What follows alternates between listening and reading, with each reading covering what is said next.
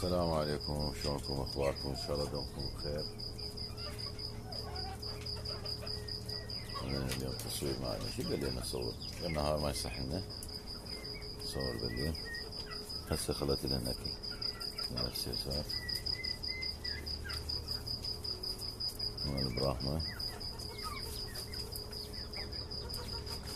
وهذا صاحبنا كان مخليه من الدجاجات البارحة،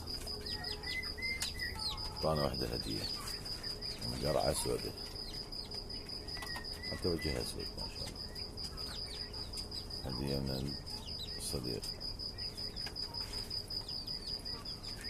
وعندي هاي تعبانة كلش، يعني يوم وليلة اللي صار حالي ما اعرف. قال لا تنسوا اللايك والاشتراك. مع السلامة.